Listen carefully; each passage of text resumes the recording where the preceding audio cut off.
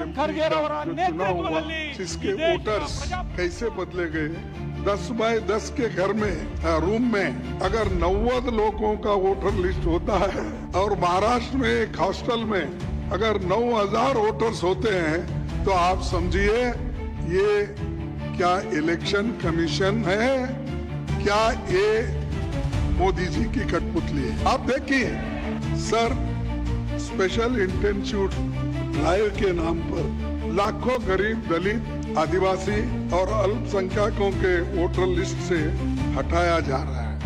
लोकतंत्र की हत्या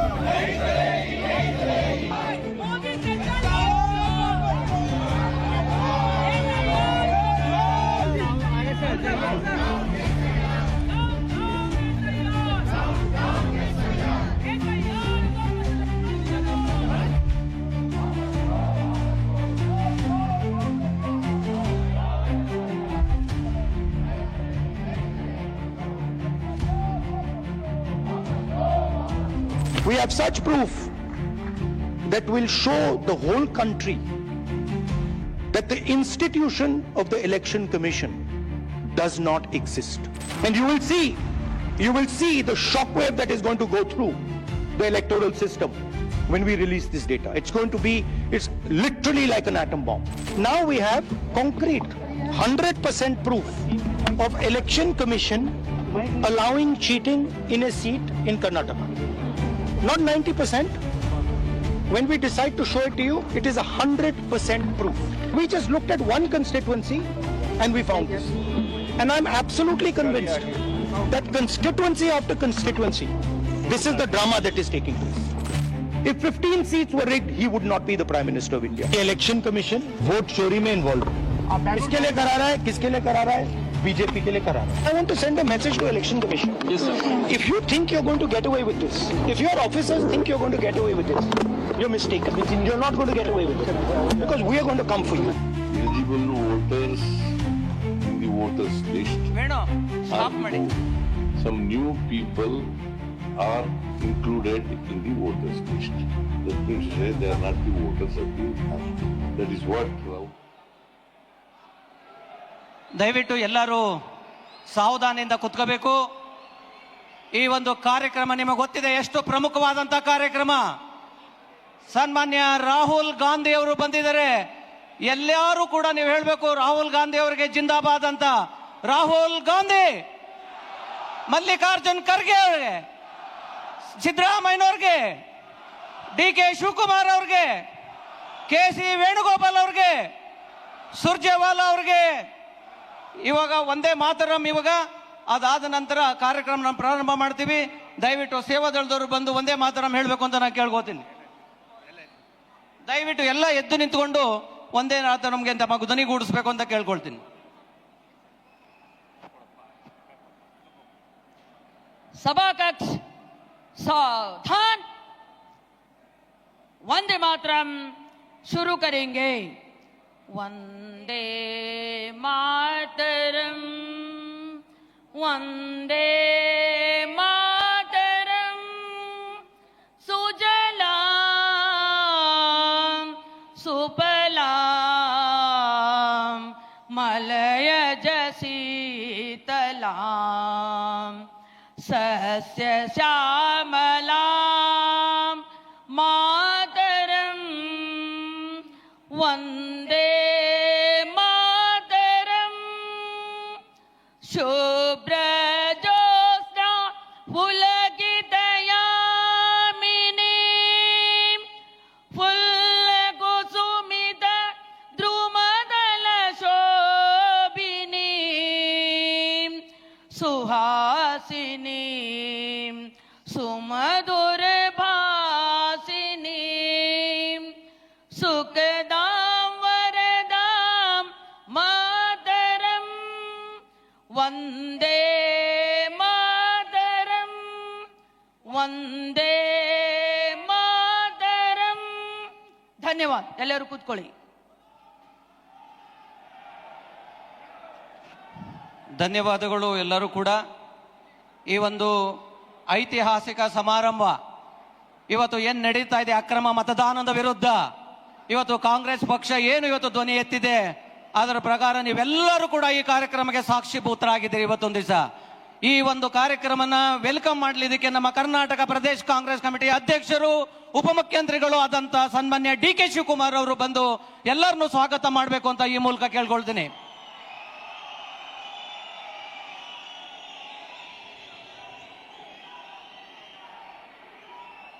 ಬಂಧುಗಳೇ,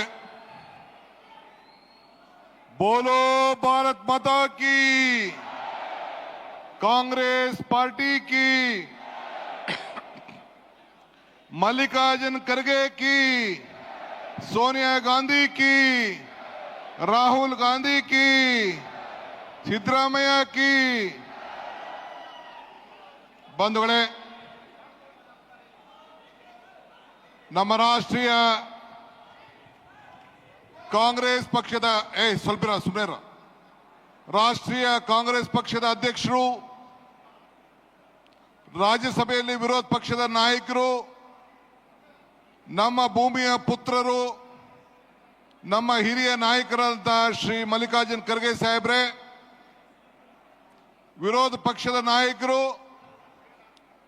ಪ್ರಜಾಪ್ರಭುತ್ವವನ್ನು ಉಳಿಸಬೇಕು, ಸಂವಿಧಾನವನ್ನು ರಕ್ಷಣೆ ಮಾಡಬೇಕು ಅಂತ ಹೇಳಿ ಒಂದು ದೊಡ್ಡ ಹೋರಾಟವನ್ನ ಪ್ರಾರಂಭ ಮಾಡತಕ್ಕಂಥ ನಮ್ಮ ವಿರೋಧ ಪಕ್ಷದ ನಾಯಕರಾದಂಥ ಶ್ರೀ ರಾಹುಲ್ ಗಾಂಧಿ ಅವರೇ, ನಮ್ಮ ರಾಜ್ಯದ ಗೌರವಾನ್ವಿತ ಮುಖ್ಯಮಂತ್ರಿಗಳು, ನಮ್ಮ ಹಿರಿಯ ನಾಯಕರಾದಂಥ ಸಿದ್ದರಾಮಯ್ಯ ಸಾಹೇಬ್ರೆ, ನಮ್ಮ AICCಯ ಜನರಲ್ ಸೆಕ್ರೆಟರಿ, ನಮ್ಮ ಇನ್ಚಾರ್ಜ್ ಆಗಿ ಇಡೀ ರಾಜ್ಯದ ಮೂಲೆ ಮೂಲೆಯನ್ನ ತಿಳಿದಂತ ಶ್ರೀ ವೇಣುಗೋಪಾಲ್ ಸಾಹೇಬ್ರೆ, ನಮ್ಮ AICCಯ ಜನರಲ್ ಸೆಕ್ರೆಟರಿ, ನಮ್ಮ ಉಸ್ತುವಾರಿಗಳಂತ ರಣದೀಪ್ ಸುರ್ಜೇವಾಲಾರವರೇ, ವೇದಿಕೆಯಲ್ಲಿರುವಂತ ಮಾಜಿ ಮುಖ್ಯಮಂತ್ರಿಗಳಂತ ವೀರಪ್ಪ ಮೊಯ್ಲಿ ಸಾಹೇಬ್ರೆ, ನಮ್ಮ ವರ್ಕಿಂಗ್ ಕಮಿಟಿಯ ಎಲ್ಲ ಗೌರವಾನ್ವಿತ ಸದಸ್ಯರುಗಳೇ, ನಮ್ಮ ಸಂಪುಟದ ಎಲ್ಲ ಸಹೋದ್ಯೋಗಿ ಮಿತ್ರರೇ, ಮಾಜಿ ಕಾಂಗ್ರೆಸ್ ಪಕ್ಷದ ಅಧ್ಯಕ್ಷರಾದಂಥ ನಮ್ಮ ಪರಮೇಶ್ವರ್ ಅವರೇ ಮತ್ತು ದಿನೇಶ್ ಗುಂಡೂರಾಯರವರೇ, ನಮ್ಮ ದೇಶಪಾಂಡೆರವರೇ, ಇನ್ನು ಎಲ್ಲ AICCಯ ಎಲ್ಲ ಕಾರ್ಯದರ್ಶಿಗಳೇ, ಶಾಸಕರೇ, ಕಾಂಗ್ರೆಸ್ ಪಕ್ಷದ ಎಲ್ಲ ಪದಾಧಿಕಾರಿಗಳೇ, block Congress, youth Congress, NSUI, ಮಹಿಳಾ ಕಾಂಗ್ರೆಸ್, ಸೇವಾದಳ ಮತ್ತು ಎಲ್ಲ ಘಟಕದ ಎಲ್ಲ ಅಧ್ಯಕ್ಷಗಳೇ ಮತ್ತು ಇಡೀ ದೇಶದಿಂದ ಈ ಕಾರ್ಯಕ್ರಮವನ್ನು ವೀಕ್ಷಣೆ ಮಾಡ್ತಾರಂತ ಎಲ್ಲ ಮತ ಬಾಂಧವರೇ, ಬಂಧು ಮಿತ್ರರೇ, ಇದೊಂದು ಐತಿಹಾಸಿಕವಾದಂತಹ ಹೋರಾಟ.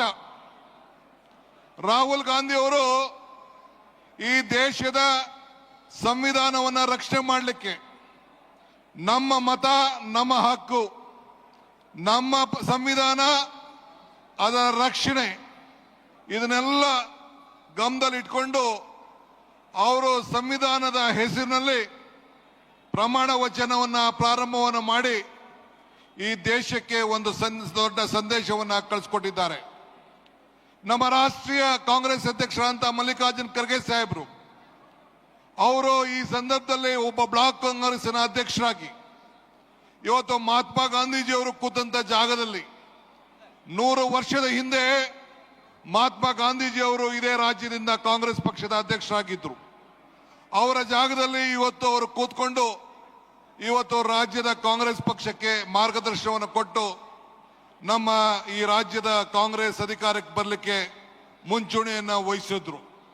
ಇವತ್ತು ಅವರು ಬಂದು ಈ ಒಂದು ಐತಿಹಾಸಿಕ ಕಾರ್ಯಕ್ರಮಕ್ಕೆ ಬಂದು ಅಧ್ಯಕ್ಷತೆಯನ್ನು ವಹಿಸಿದ್ದಾರೆ. ನಿಮ್ಮೆಲ್ಲರ ಪರವಾಗಿ ಮಲ್ಲಿಕಾರ್ಜುನ್ ಖರ್ಗೆ ಸಾಹೇಬರಿಗೆ ನಾನು ತುಂಬ ಹೃದಯದ ಸ್ವಾಗತವನ್ನು ಈ ಸಂದರ್ಭದಲ್ಲಿ ನಾನು ಬಯಸ್ತಾ ಇದ್ದೇನೆ.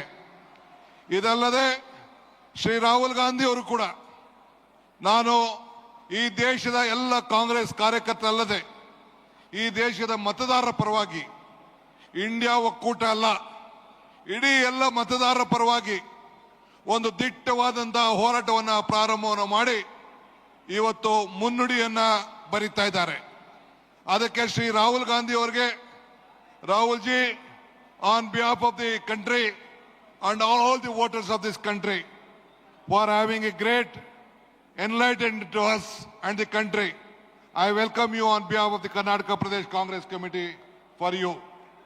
ಇದಲ್ಲದೆ ಇವತ್ತು ನಾವು ನಮ್ಮ ಎಐಸಿಸಿಯ ಜನರಲ್ ಸೆಕ್ರೆಟರಿಗಳು ಇದ್ದಾರೆ. ನಮ್ಮ ವೇಣುಗೋಪಾಲ್ ರವರು, ನಮ್ಮ ರಾಜ್ಯವನ್ನ ಅರ್ಥಂತವರು, ಅವರು ಕೂಡ ಬಂದಿದ್ದಾರೆ. I welcome Shri Venugopal for this great event.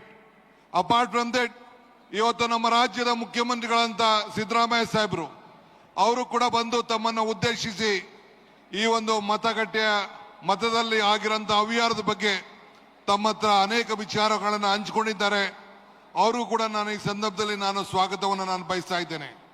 ಇದಲ್ಲದೆ ನಮ್ಮ ಸುರ್ಜೇವಾಲಾ ಸಾಹೇಬರು ಅವ್ರಿಗೂ ಕೂಡ ಈ ಸಂದರ್ಭದಲ್ಲಿ ಬೆಳಗ್ಗೆ ಸಾಯಂಕಾಲ ಈ ರಾಜ್ಯದಲ್ಲಿ ಅಧಿಕಾರ ಬರಲು, Surjewala ji, you have fought with us last 4 years. You have been helping us to bring the party to come up power. So I welcome you on behalf of the Karnataka Pradesh Congress Committee, sir. I welcome all the Congress party leaders who are on the dais and all of them for again participating. And ನಿಮ್ಮೆಲ್ಲರೂ ಕೂಡ ಈ ಸಂದರ್ಭದಲ್ಲಿ ತಾವೆಲ್ಲ ಇಂಥ ಐತಿಹಾಸಿಕ ಕಾರ್ಯಕ್ರಮಕ್ಕೆ ಬಂದಿದ್ದೀರಿ. ನಾನು ಹೆಚ್ಚಿಗೆ ಮಾತಾಡಕ್ಕೆ ಹೋಗುದಿಲ್ಲ. ರಾಹುಲ್ ಗಾಂಧಿ ಸಾಹೇಬರು, ಖರ್ಗೆ ಸಾಹೇಬರು, ಸಿದ್ದರಾಮಯ್ಯ ಸಾಹೇಬರು ಮಾತಾಡ್ತಾರೆ. ಮೊನ್ನೆ human rights commission, human right department ಇಂದ ಒಂದು ಸಭೆ ನಡೀತು. ನಮ್ಮ ರಾಹುಲ್ ಗಾಂಧಿ ಅವರು ಒಂದು ವಿಚಾರವನ್ನು ಹೇಳಿದ್ರು ಆ ಮೀಟಿಂಗ್ ನಲ್ಲಿ. ಅವ್ರು ಏನು ಹೇಳಿದ್ರು ಅಂತ ಅಂದ್ರೆ, ಈ ಸಂವಿಧಾನವನ್ನು ರಕ್ಷಣೆ ಮಾಡಬೇಕು, ಮತಗಳನ್ನ ಉಳಿಸಬೇಕು. ಪ್ರತಿಯೊಂದು ಹಾಸ್ಪಿಟಲ್ನಲ್ಲಿ ಯಾವ ರೀತಿ ಒಂದು ಬ್ಲಡ್ ಬ್ಯಾಂಕ್ ಇದೆ, ಅದೇ ರೀತಿ ಒಂದು ಲೀಗಲ್ ಬ್ಯಾಂಕ್ ಅನ್ನ ಮತಗಳನ್ನ ರಕ್ಷಣೆ ಮಾಡಲಿಕ್ಕೆ ಪ್ರತಿಯೊಂದು ಅಸೆಂಬ್ಲಿ ಕ್ಷೇತ್ರದಲ್ಲೂ ಕೂಡ ಒಂದು ಲೀಗಲ್ ಬ್ಯಾಂಕ್ ಅನ್ನ ಪ್ರಾರಂಭ ಮಾಡಬೇಕು ಅಂತೇಳಿ ಅವರ ಮಾರ್ಗದರ್ಶನ ಕೊಟ್ಟಿದ್ದಾರೆ. I agree Rahul G. On the legal day which we had A meeting, you guided us how an hospital will have a blood bank. On the same issue, you should have a legal bank to protect the voters and the constitution of this country. So I am giving a call, as you rightly said, to all our party cadres that every assembly segment should have a legal bank so that you protect the constitution and enlighten the voters. ಆದ್ರಿಂದ ಇದನ್ನ ಮಿಕ್ಕಿದ ವಿಚಾರಗಳನ್ನ ಅನೇಕ ಸಂದರ್ಭದಲ್ಲಿ ನಾನು ಹಂಚ್ಕೊಳ್ತಾ ಇರ್ತೇನೆ. ನಾನು ಜಾಸ್ತಿ ಮಾತಾಡಕ್ಕೆ ಹೋಗೋದಿಲ್ಲ. ಈಗ ನಮ್ಮ ರಾಜ್ಯದ ಮುಖ್ಯಮಂತ್ರಿಗಳು ಮಾತಾಡ್ತಾರೆ. ರಾಹುಲ್ಜಿ ಒಂದು ಈಗ ತಮ್ಮನ್ನು ಉದ್ದೇಶಿಸಿ ನಮ್ಮ ರಾಜ್ಯದ ಗೌರವಾನ್ವಿತ ನಮ್ಮ ರಾಷ್ಟ್ರದ ನಾಯಕರಾದಂತಹ ಶ್ರೀ ರಾಹುಲ್ ಗಾಂಧಿ ಅವರು ಮಾತಾಡ್ತಾರೆ. ಅದಾದ ಮೇಲೆ ಬೇರೆ ನಾಯಕರುಗಳು ಮಾತಾಡ್ತಾರೆ. ತಾವೆಲ್ಲ ಕೇಳಬೇಕು ಅಂತ ಹೇಳಿ ನಾನು ಪ್ರಾರ್ಥನೆ ಮಾಡ್ತಾ ಇದ್ದೀನಿ.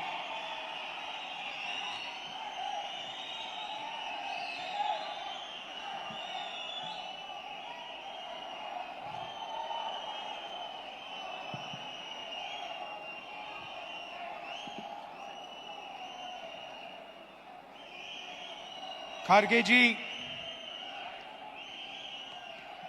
केसी वेणुगोपाल जी, रणदीप सुरजेवाला जी, सिद्धरमैया जी, डीके शिव कुमार जी, स्टेज पे सीनियर लीडर्स, हमारे पार्टी के सब कार्यकर्ता, मीडिया के हमारे मित्र, आप सबका यहाँ बहुत बहुत स्वागत, नमस्कार.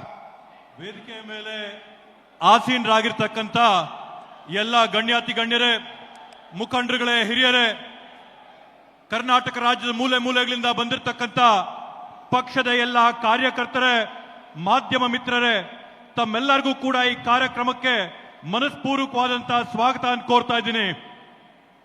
पिछले चुनाव में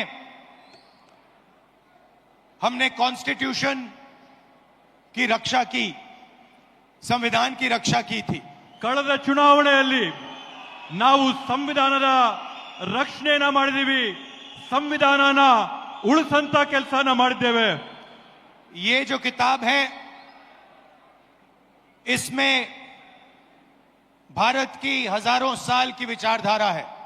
ಈ ಒಂದು ಪವಿತ್ರವಾದಂತ ಪುಸ್ತಕ ಏನಿದೆ, ಈ ಪವಿತ್ರವಾದಂತ ಗ್ರಂಥದಲ್ಲಿ ಭಾರತ ದೇಶದ ಸಾವಿರಾರು ವರ್ಷಗಳ ಇತಿಹಾಸ ಅಡಗಿದೆ.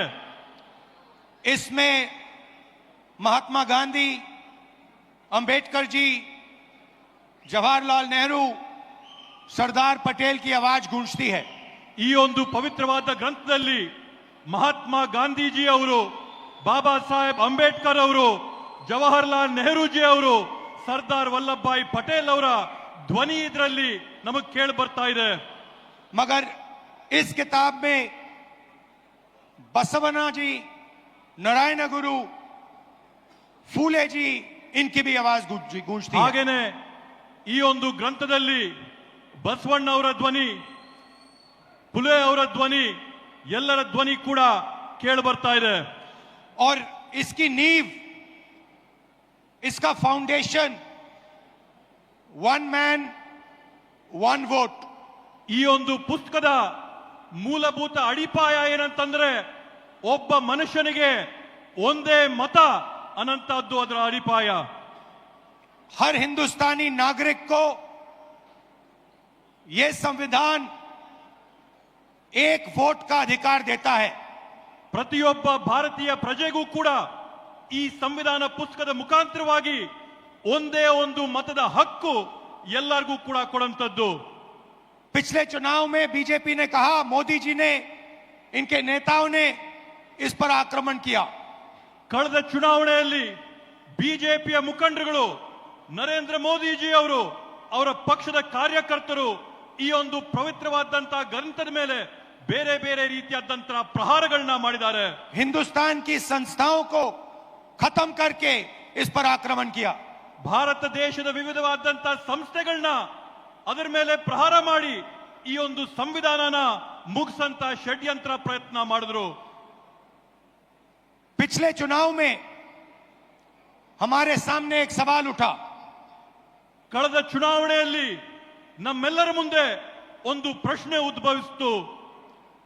लोकसभा का चुनाव हुआ, उसके बाद महाराष्ट्र का चुनाव होता है। ಲೋಕಸಭೆಯ ಒಂದು ಚುನಾವಣೆ ಆಯ್ತು. ಆ ಲೋಕಸಭೆಯ ಚುನಾವಣೆಯ ಬೆನ್ನಲ್ಲೇನೆ ಮಹಾರಾಷ್ಟ್ರ ರಾಜ್ಯದಲ್ಲಿ ಅಲ್ಲಿನ ವಿಧಾನಸಭೆಯ ಚುನಾವಣೆ ಆಯ್ತು. लोकसभा में हमारा गठबंधन महाराष्ट्र के चुनाव को जीतता है।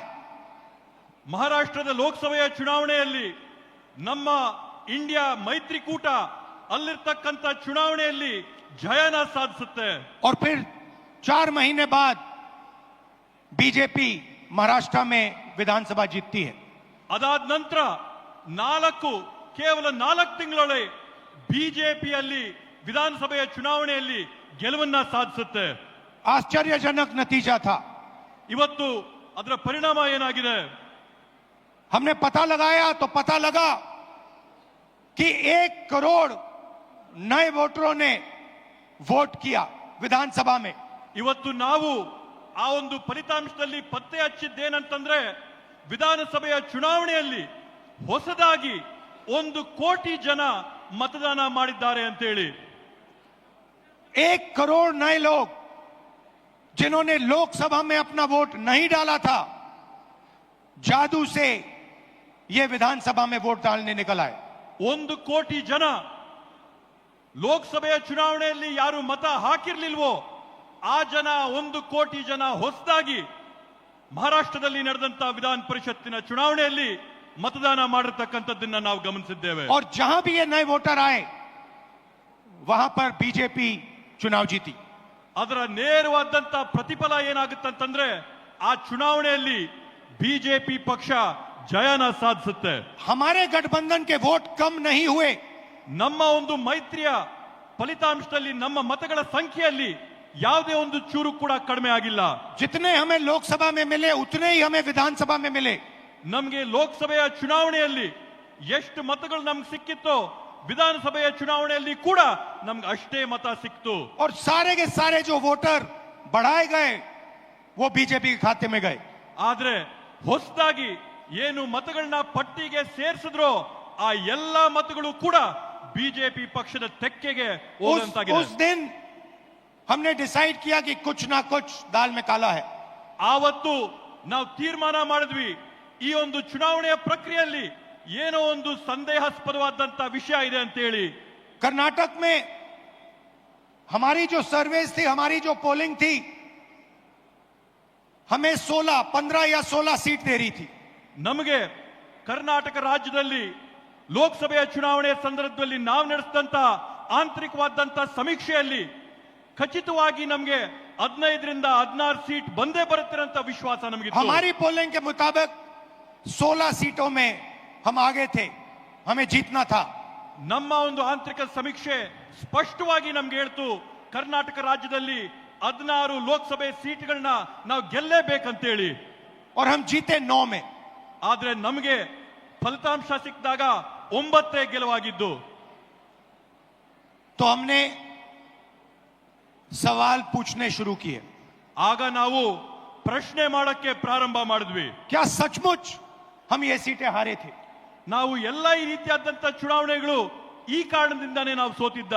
चुनाव आयोग से हम वोटर लिस्ट मांगते थे, electronic soft copy voter list की मांगते थे, वो मना कर देते. ನಾವು ಚುನಾವಣೆ ಆಯೋಗದಲ್ಲಿ ಮನವಿ ಮಾಡ್ತಾ ಇದ್ವಿ, ನಮ್ಗೆ ಡಿಜಿಟಲ್ ಕಾಪಿ ಕೊಡ್ರಿ ನಮ್ಮ ಮತದಾರರ ಪಟ್ಟಿ ಅಂತೇಳಿ ಮನವಿ ಮಾಡಿದಂತ ಸಂದರ್ಭದಲ್ಲಿ ಯಾವಾಗ್ಲೂ ಕೂಡ ಚುನಾವಣೆ ಆಯೋಗ ಆ ಮನವಿನ ನಿರಾಕಾರ ಮಾಡ್ತಾ ಇತ್ತು. वीडियोग्राफी मांगी, उन्होंने नहीं दी और फिर कानून बदल दिया.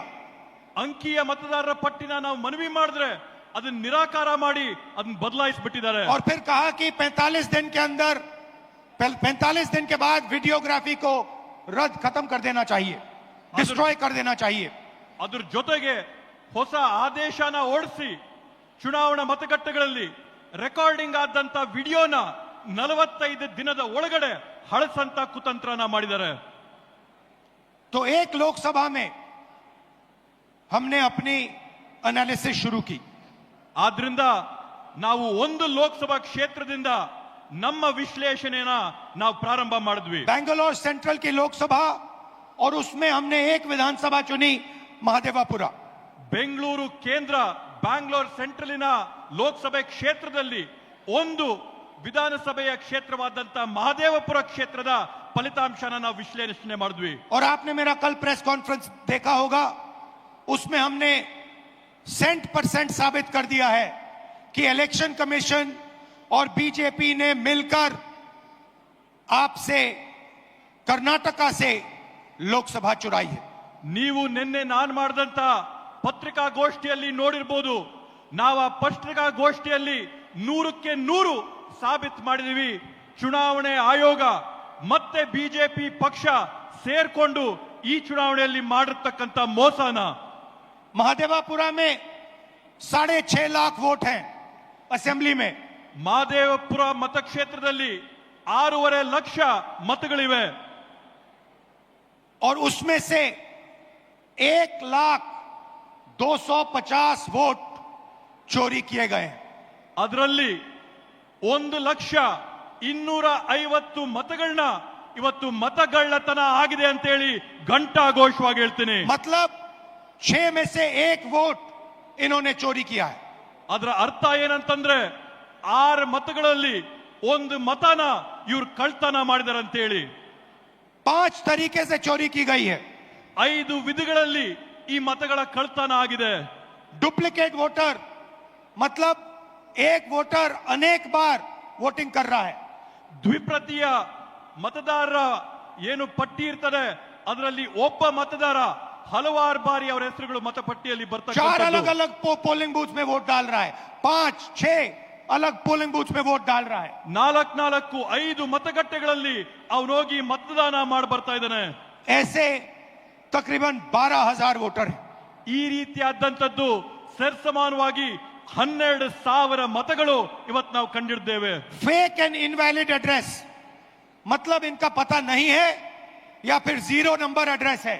ನಕಲಿಯಾದಂತ ವಿಳಾಸಗಳಲ್ಲಿ ಅವರ ವಿಳಾಸ ಸಿಗದೇ ಇದ್ದಂತವರು ಈ ಪಟ್ಟಿಗಳಲ್ಲಿದ್ದಾರೆ. तकरीबन 40,000 ऐसे वोट हैं. ಹತ್ತತ್ರ 40,000 ಈ ರೀತಿಯಾಗಿ ವಿಳಾಸ ಸಿಗದೇ ಇದ್ದಂತ ಮತದಾರರು ನಾವು ಗುರುತಿಸಿದ್ದೇವೆ. बल्क वोटर एक एड्रेस में, ಒಂದೇ ವಿಳಾಸದಲ್ಲಿ ದೊಡ್ಡ ಸಂಖ್ಯೆಯಲ್ಲಿ ಮತದಾರರ ನೋಂದಣಿ ಆಗಿರ್ತಕ್ಕಂಥದ್ದನ್ನ ನಾವು ಗುರುತಿಡಿದ್ದೇವೆ. एक बेडरूम का घर है और उसमें 40-50 लोग रहते हैं. ಒಂದೇ ಒಂದು ಕೊಠಡಿಯ ಮನೆ ಇದೆ, ಆ ಒಂದು ಕೊಠಡಿಯ ಮನೆಯಲ್ಲಿ 40, 50, 80 ಜನ ವಾಸ ಇದ್ದಾರೆ.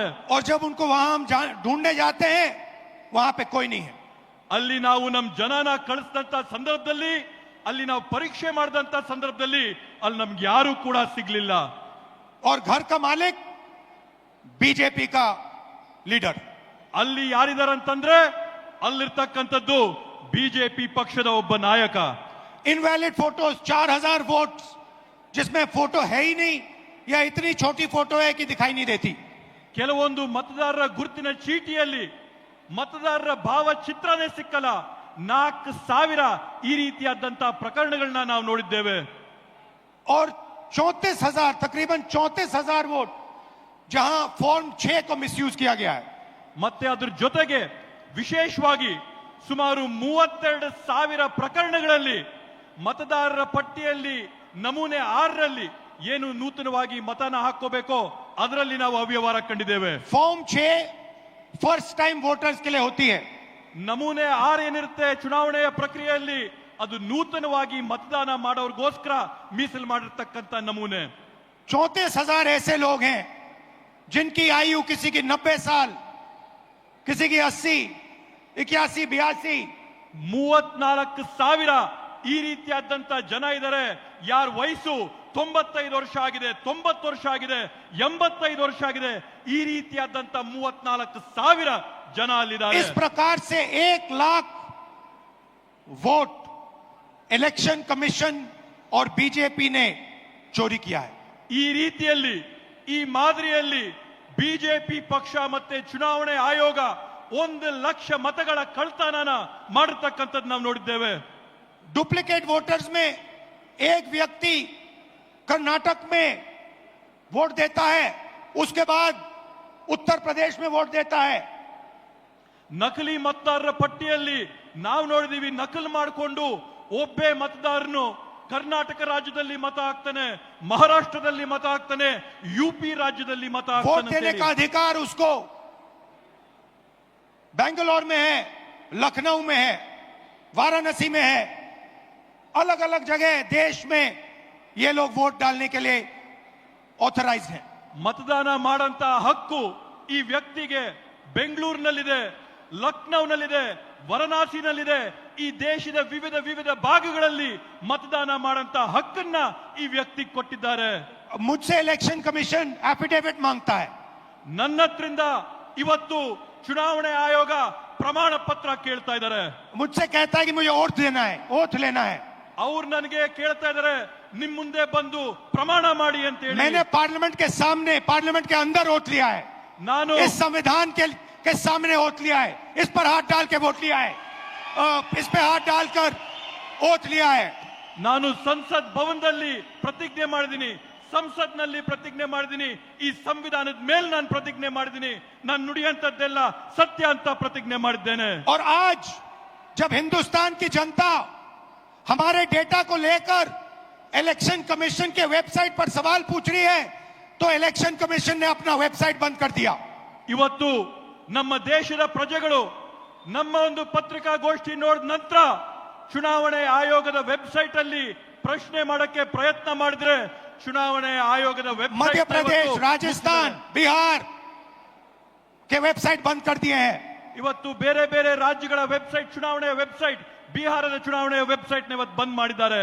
क्योंकि वो जानते हैं कि अगर हिंदुस्तान की जनता ने इसी डेटा को लेकर सवाल पूछना शुरू कर दिया तो उनका पूरा ढांचा कोलैप्स कर जाएगा. ಯಾಕಂತಂದ್ರೆ ಅವ್ರಿಗೆ ಮನವರಿಕೆ ಆಗಿದೆ, ಭಾರತ ದೇಶದ ಪ್ರಜೆಗಳು ಈ ಒಂದು ವಿಷಯನ ಕೇಳ್ಕೊಂಡು ಪ್ರಶ್ನೆ ಮಾಡಕ್ಕೆ ಪ್ರಾರಂಭ ಮಾಡಿದ್ರೆ ಅವರ ಒಂದು ನಾಟಕ ಏನ್ ನಡೀತಾ ಇದೆ ಆ ನಾಟಕ ಮುಗಿದೋಗುತ್ತೇನಂತ ಭಯ ಇವತ್ತು ಅವ್ರಿಗೆ ಬಂದಿದೆ. मैं यहां इस स्टेट से गारंटी देके कह रहा हूं, हमारी मांग है कि इलेक्शन कमीशन हमें पूरी देश की इलेक्ट्रॉनिक वोटर लिस्ट दे. ನಾನು ಈ ವೇದಿಕೆ ಮುಖಾಂತರವಾಗಿ ಚುನಾವಣೆ ಆಯೋಗ ಮಾಡಿದಂತ ಮನವಿ ಏನಂತಂದ್ರೆ ಈ ದೇಶದಲ್ಲಿರ್ತಕ್ಕಂಥ ಎಲ್ಲ ಚುನಾವಣೆಯ ಪಟ್ಟಿಗಳನ್ನ ನಮ್ಗೆ ಎಲೆಕ್ಟ್ರಾನಿಕ್ ಫಾರ್ಮ್ ಅಲ್ಲಿ, ಡಿಜಿಟಲ್ ಫಾರ್ಮ್ ಅಲ್ಲಿ ಕೊಡಿ ಅಂತ ಹೇಳಿ. वीडियोग्राफी के रिकॉर्ड्स दे. ಇವತ್ತೇನು ನೀವು ರೆಕಾರ್ಡಿಂಗ್ ಮಾಡ್ತೀರಾ ಮತಗಟ್ಟೆಗಳಲ್ಲಿ, ಆ ರೆಕಾರ್ಡಿಂಗ್ ಮಾಡಿದಂತ ಮಾಹಿತಿನ ನಮಗ್ ಕೊಡಿ ಅಂತ ಹೇಳಿ. और अगर ये हमें देंगे तो हम ये साबित कर लेंगे कि सिर्फ एक सीट नहीं चोरी हुई है. ಇವತ್ತಿನ ಮಾಹಿತಿ ನಮಗ್ ಕೊಟ್ರೆ ನಾವು ಸಾಬೀತ್ ಮಾಡಿ ತೋರಿಸ್ತೀವಿ ಇಲ್ಲಿ ಒಂದು ಸೀಟಿನ ಕಳ್ತನ ಆಗಿದೆ ಅಂತೇಳಿ. और सिर्फ कर्नाटका में नहीं चोरी हुई है, पूरे हिंदुस्तान में सीटें चोरी हुई हैं। ಈ ಕಳ್ತನ ಕೇವಲ ಕರ್ನಾಟಕ ರಾಜ್ಯದ ಒಂದರಲ್ಲೇ ಅಲ್ಲ, ಭಾರತ ದೇಶಾದ್ಯಂತ ಪೂರ್ತಿ ಈ ರೀತಿಯಾಗಿ ಮತಗಳ ಕಳ್ತನ ಆಗಿದೆ. इलेक्शन कमीशन बीजेपी का नहीं है, इलेक्शन कमीशन संविधान के लिए काम करता है। ಇವತ್ತು ಚುನಾವಣೆ ಆಯೋಗ ಏನಿದೆ ಬಿಜೆಪಿ ಅವರ ಪರವಾಗಿ ನಿಂತಿದೆ. ಎಲೆಕ್ಷನ್ ಕಮಿಷನ್ ಏನಿದೆ ಇವತ್ತು ಸಂವಿಧಾನದ ವಿರುದ್ಧವಾಗಿ ಇವತ್ತು ನಡ್ಕೋತಾ ಇದೆ. और कर्नाटक में सीट चोरी की गई है, एक लोकसभा को हमने जांच करके निकाला है। मैं कह सकता हूं कि 1 से ज्यादा सीटें यहां चोरी हुई हैं। ಇವತ್ತು ಕರ್ನಾಟಕದಲ್ಲಿ ನಾವು ಒಂದು ಕ್ಷೇತ್ರನ ಪರಿಶೀಲನೆ ಮಾಡಿ ಆ ಕ್ಷೇತ್ರದಲ್ಲಿ ಆದಂತ ಕಳ್ತನನ ನಾವು ಸಾಬೀತು ಮಾಡಿದೀವಿ. 100ಕ್ಕೆ 100 ನಾನು ನಿಮ್ಗೆ ಆಶ್ವಾಸನೆ ಕೊಡ್ತೀನಿ. ಕರ್ನಾಟಕ ರಾಜ್ಯಾದ್ಯಂತ ನಾವು ಪರಿಶೀಲನೆ ಮಾಡಿದ್ರೆ ಒಂದಲ್ಲ ಹಲವಾರು ಉದಾಹರಣೆ ನಮ್ಗೆ ಸಿಗುತ್ತೆ ಅಂತ ಹೇಳಿ. जो कॉन्स्टिट्यूशन का फाउंडेशनल आइडिया है, 1 मैन 1 वोट, इस पर इलेक्शन कमीशन और उसके सारे के सारे अफसर आक्रमण कर रहे हैं। इसका मतलब वो संविधान पर आक्रमण कर रहे हैं। ಇವತ್ತು ಸಂವಿಧಾನದ ಮೂಲ ಧ್ಯೇಯ ಏನಿದೆ, ಸಂವಿಧಾನದ ಮೂಲ ಧ್ಯೇಯ ಅಂದ್ರೆ ಒಬ್ಬ ವ್ಯಕ್ತಿಗೆ ಒಂದೇ ಮತ ಅನ್ನಂಥದ್ದು. ಚುನಾವಣೆ ಆಯೋಗದ ಅಧಿಕಾರಿಗಳು, ಅವರಲ್ಲಿರ್ತಕ್ಕಂಥ ಸಿಬ್ಬಂದಿ ವರ್ಗದವರು ಎಲ್ಲರೂ ಕೂಡ ಒಗ್ಗಟ್ಟಾಗಿ ಸೇರಿ ಈ ಸಂವಿಧಾನದ ಮೇಲೆ ಪ್ರಹಾರ ಮಾಡಿ ಅದ್ರ ಮೇಲೆ ಹಲ್ಲೆ ಮಾಡಿ हिंदुस्तान के गरीब जनता पर आक्रमण कर रहे हैं। ಕರ್ನಾಟಕ ರಾಜ್ಯದ ಭಾರತ ದೇಶದ ಬಡ ಜನರ ಮೇಲೆ ಆಕ್ರಮಣ ಮಾಡ್ತಾ ಇದ್ದಾರೆ. और मैं उनसे कहना चाहता हूं, अगर आप सोच रहे हो कि आप इस पर आक्रमण करके बचोगे तो फिर से सोचो। ನಾನು ಅವರೆಲ್ಲರಿಗೂ ಕೂಡ ಸ್ಪಷ್ಟವಾಗಿ ಒಂದು ಮಾತಾಡಕ್ಕೆ ಬಯಸ್ತೇನೆ. ನೀವು ಈ ಸಂವಿಧಾನದ ಮೇಲೆ ಪ್ರಹಾರ ಮಾಡಿ ನೀವು ಯಶಸ್ವಿ ಆಗ್ತೀರಾ ಅಂತಂದ್ರೆ ತಾವು ಮತ್ತೊಮ್ಮೆ ಆಲೋಚನೆ ಮಾಡಬೇಕು ಅಂತ ಒಂದು ವಾರ್ನಿಂಗ್ ನಿಮಗೆ ಕೊಡ್ತೀನಿ. टाइम लगेगा मगर हम आपको पकड़ेंगे। ಸಮಯ ಬರುತ್ತೆ, ಆದ್ರೆ ನಿಮ್ಗೆ ತಕ್ಕಾದಂತ ಪಾಠನ ಕಲಿಸ್ತೀವಿ. एक एक करके पकड़ेंगे, ಒಬ್ಬೊಬ್ಬರನ್ನ ಹುಡುಕಿ ನಿಮಗೆ ಪಾಠ ಕಲಿಸ್ತೀವಿ. मेरी बात याद रखना, ದೇಶಾದ್ಯಂತ ಹುಡುಕ್ ಕೊಡ್ತೀವಿ. क्योंकि आप अगर इस पर हमला करोगे तो हम आप पर हमला करेंगे। ನೀವು ಈ ಪವಿತ್ರ ಸಂವಿಧಾನದ ಮೇಲೆ ಹಲ್ಲೆ ಮಾಡಿದ್ರೆ ನೇರವಾಗಿ ನಾವು ನಿಮ್ಮ ಮೇಲೆ ಹಲ್ಲೆ ಮಾಡ್ತೀವಿ, ನಿಮ್ಮನ್ನ ಗುರಿ ಮಾಡ್ತೀವಿ. ये हिंदुस्तान की आवाज है।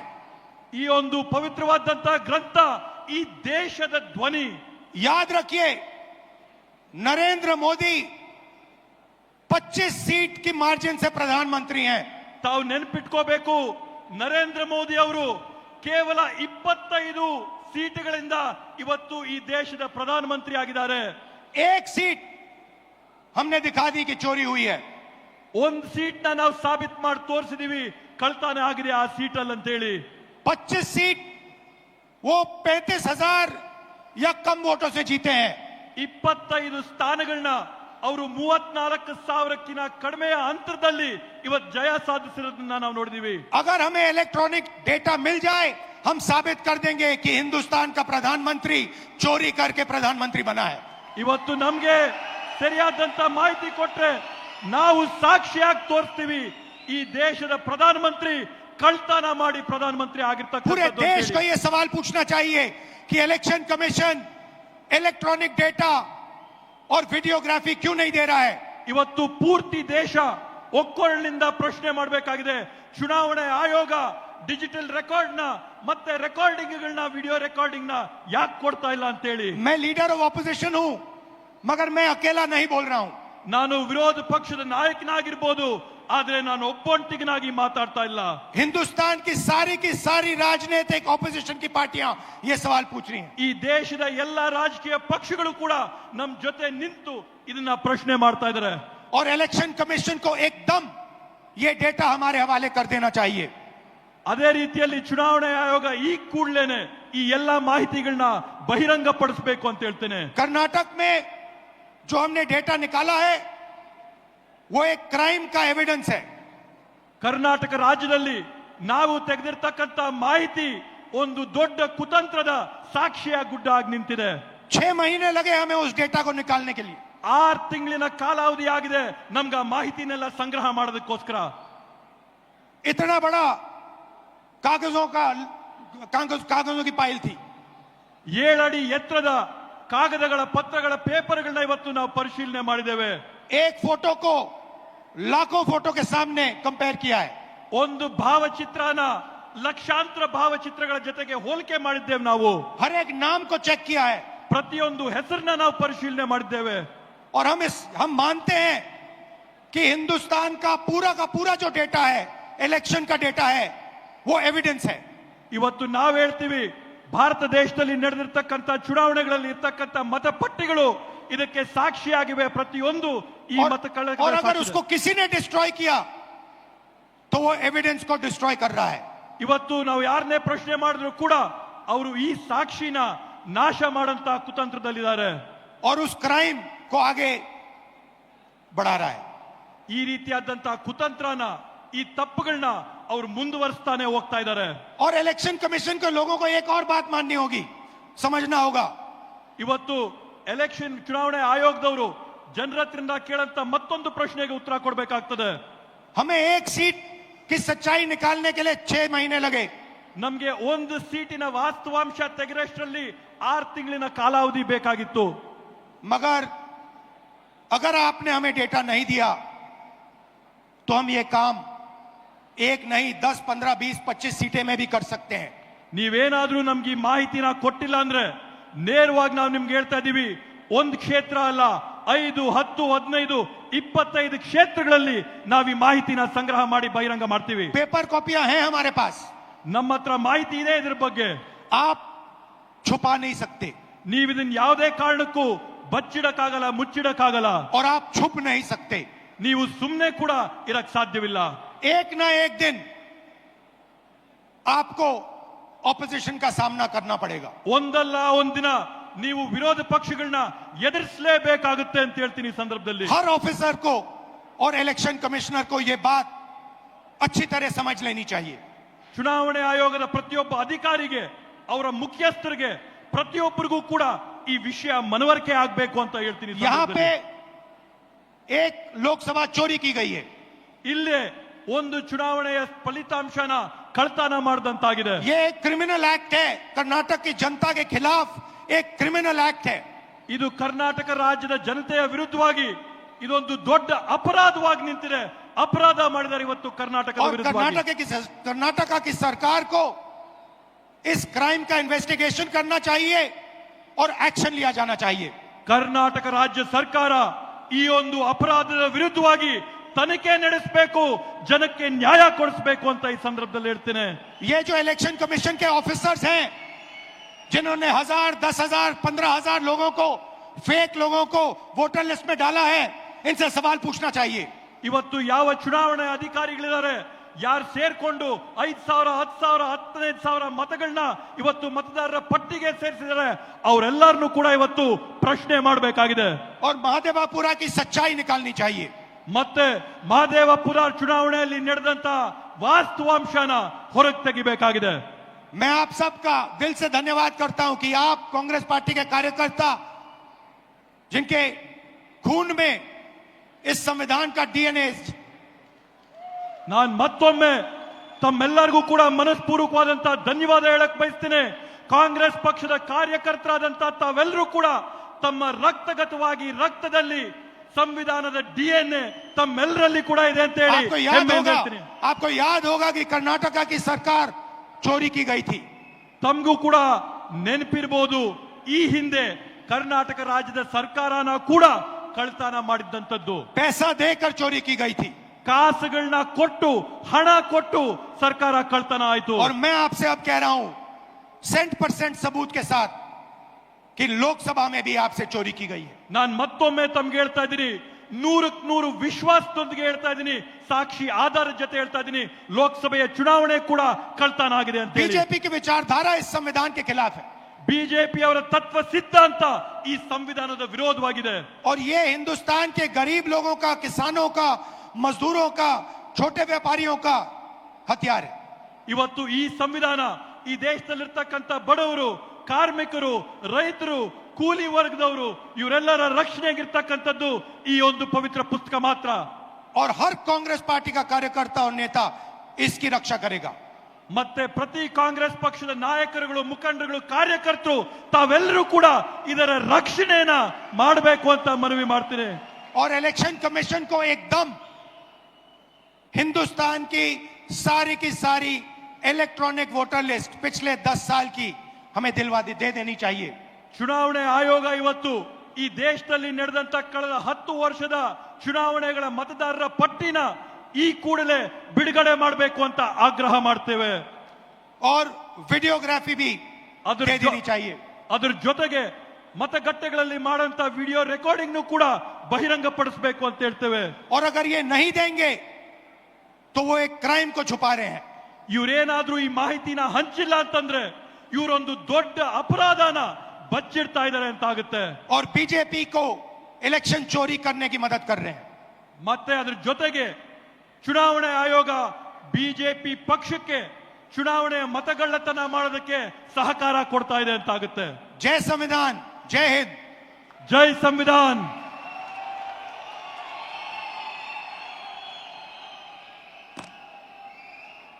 ಹಲೋ, ಧನ್ಯವಾದಗಳು.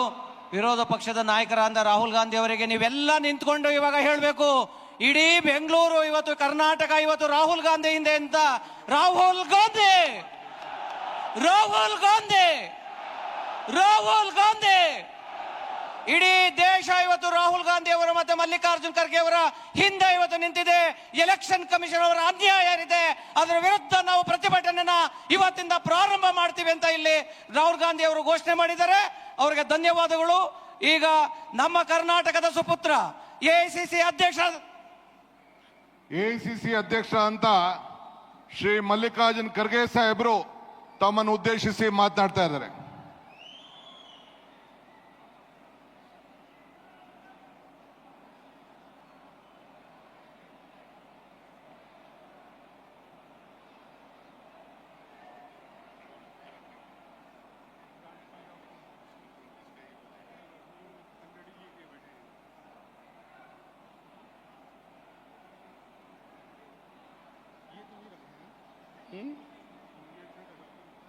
ये बस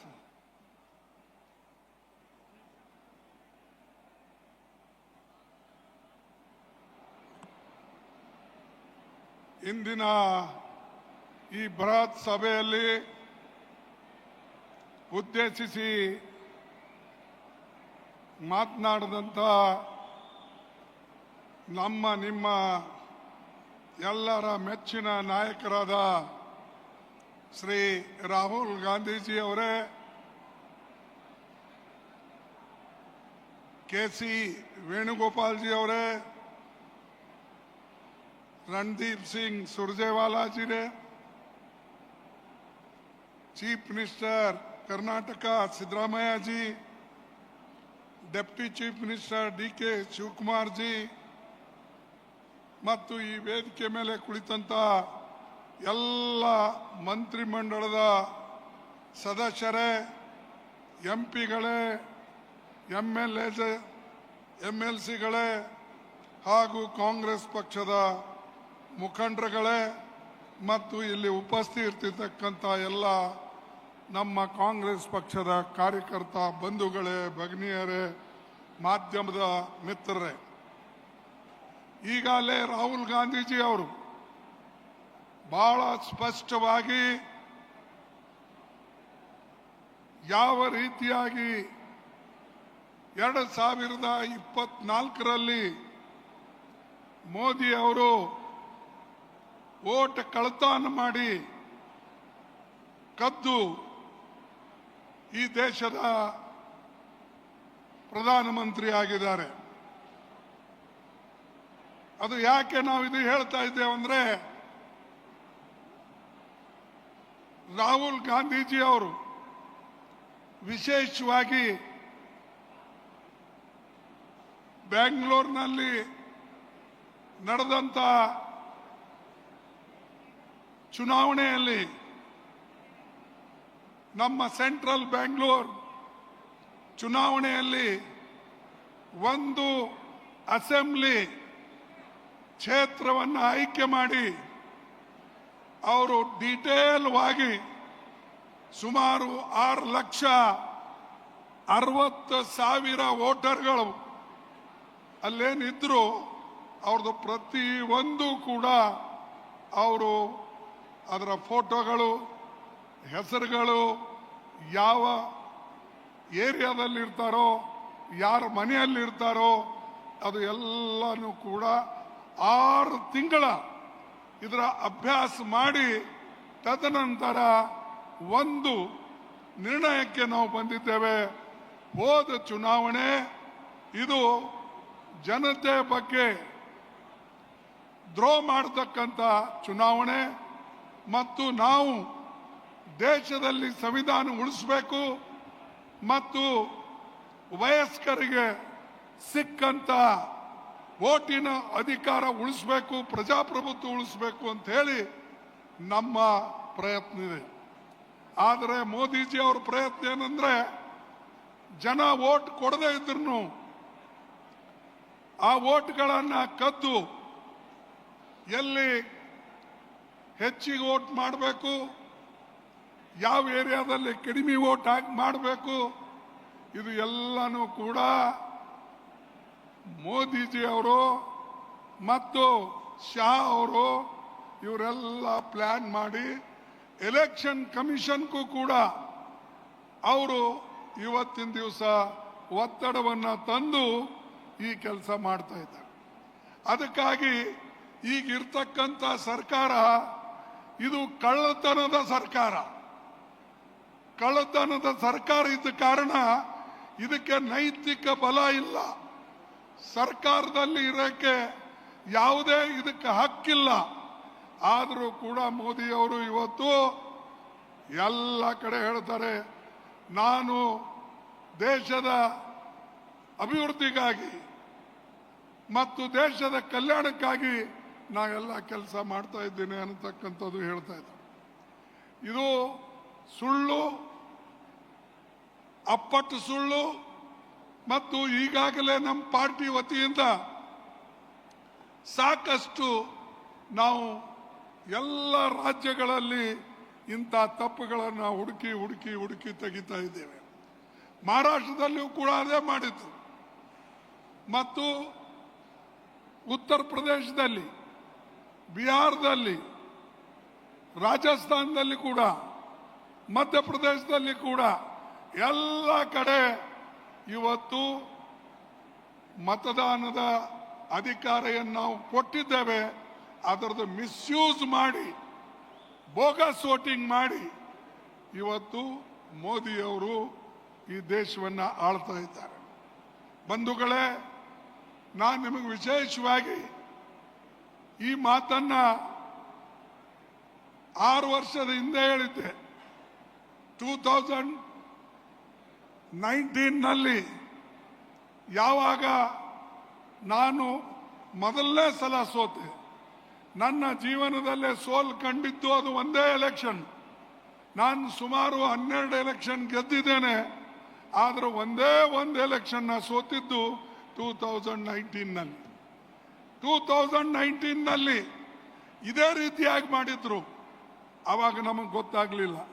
ಯಾಕಂದ್ರೆ ಆವಾಗಲೂ ಕೂಡ ಪ್ರತಿಯೊಂದು ನನ್ನ ಬಲ್ಲಿ ಪ್ರತಿ ಅಸೆಂಬ್ಲಿ ಸೆಗ್ಮೆಂಟ್ನಲ್ಲಿ 20,000 20,000 20,000 ಈ ರೀತಿಯಾಗಿ ಸುಮಾರು 5 ಮತಕ್ಷೇತ್ರಗಳಲ್ಲಿ ಅವರು ಬೋಗಸ್ ವೋಟಿಂಗ್ ಮಾಡಿ ನಮಗೆ ಸೋಲಿಸ್ತಕ್ಕಂಥ ಪ್ರಯತ್ನ ಮಾಡಿ, ಟಾರ್ಗೆಟ್ ಮಾಡಿ ಈಗ ಎಲ್ಲ ಕೆಲಸ ಮಾಡಿದ್ರು. ಆದರೆ ಈಗ ಬಯಲಿಗೆ ಬಂದಿದೆ. ಯಾಕಂದ್ರೆ ಅತ್ಯಂತ ಸೂಕ್ಷ್ಮವಾಗಿ ರಾಹುಲ್ ಗಾಂಧಿಯವರು ಮತ್ತು ಕಾಂಗ್ರೆಸ್ ಪಕ್ಷದವರು ಇವತ್ತು ಅವರು ಮಾಡದಂತ ಏನು ತಪ್ಪುಗಳನ್ನಿವೆ ಅದು ಹೊರಗಡೆ ತಂದಿದ್ದಾರೆ. ಅದಕ್ಕಾಗಿ ನೀವು ಎಲ್ಲರೂ ಕೂಡ ಇದರ ಕಡೆ ಲಕ್ಷ್ಯ ಕೊಡಬೇಕು. ಪಾರ್ಟಿಯ ಮುಖಂಡರು, ಚುನಾವಣೆಗಳೇ ಆಗ್ತವೆ ಹೋಗ್ತವೆ, ಆದ್ರೆ ಆ ಚುನಾವಣೆ ರಕ್ಷಣೆ ಮಾಡೋದು, ಗೆಲ್ಲತಕ್ಕಂಥದ್ದು ನಿಮ್ಮ ಜವಾಬ್ದಾರಿ ಆಗಿದೆ.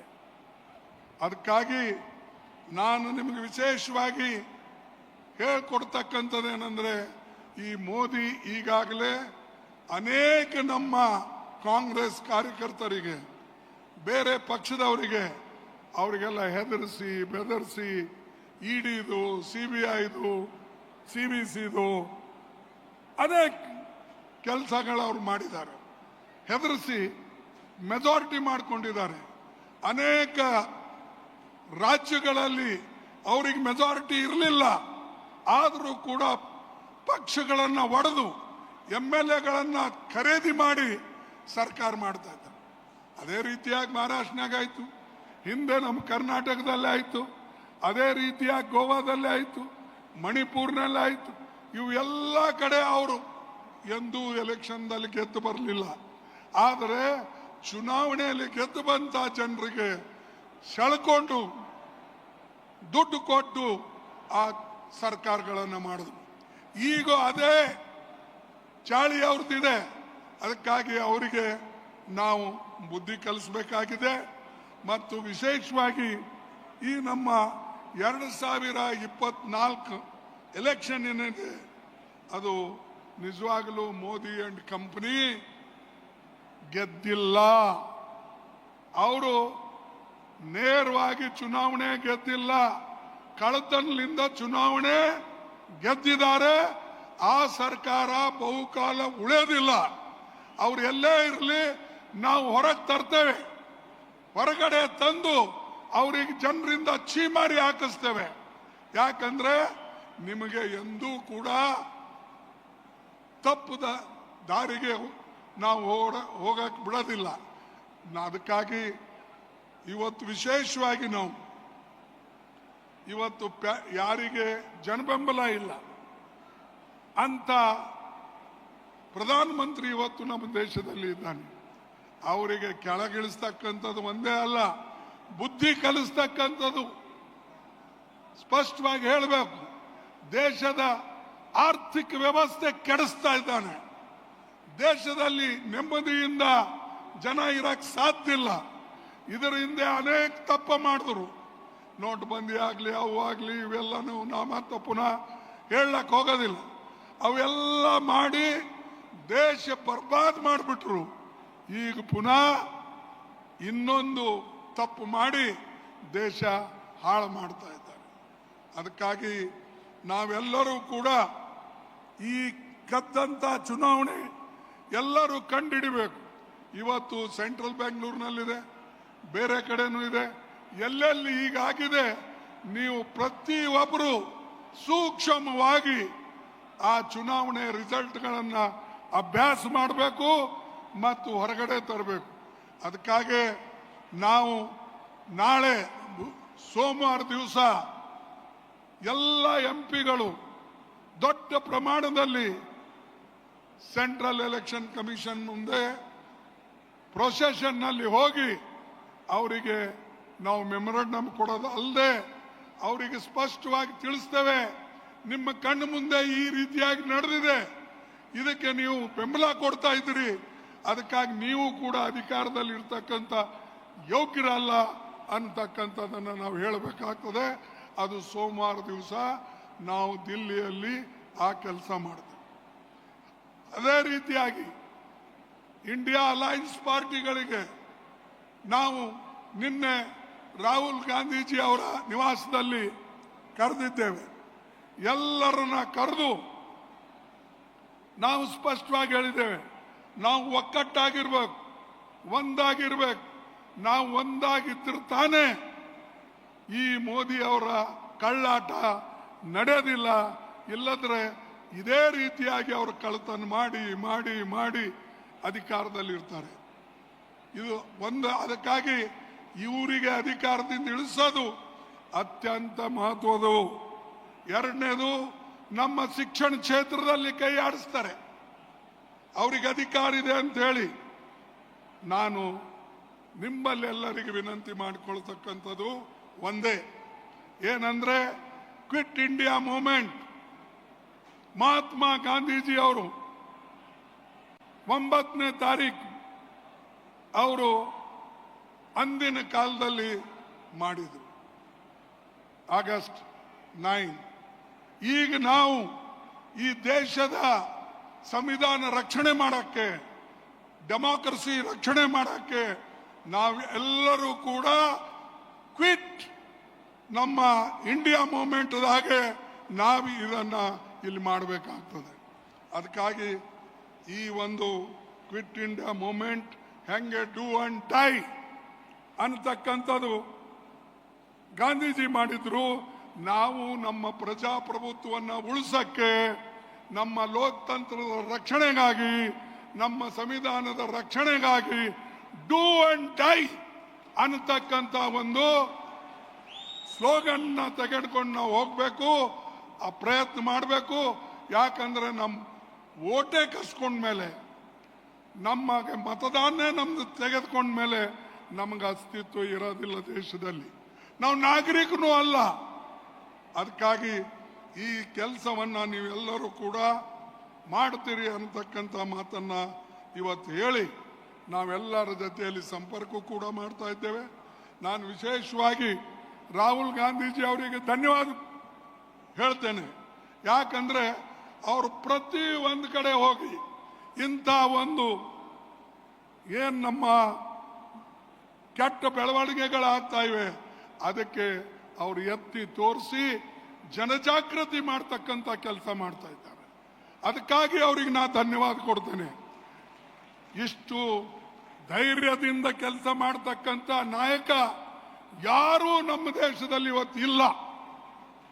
ರಾಹುಲ್ ಗಾಂಧಿ ಅವರಿಗೆ ಬಿಟ್ಟು ಬೇರೆ ಯಾರೂ ಕೂಡ ಇಲ್ಲ. ಎಲ್ಲಕ್ಕೂ ತಯಾರ್, ಪ್ರೊಸೆಷನ್ ಹೋಗಕ್ಕೂ ತಯಾರ್, ಅರೆಸ್ಟ್ ಆಗಕ್ಕೂ ತಯಾರ್, ತನ್ನ ಐಡಿಯಾಲಜಿಗೆ ಜನರ ಮುಂದೆ ಇಟ್ಟು ಜೈಲಿಗೆ ಹೋಗಕ್ಕೂ ತಯಾರ್.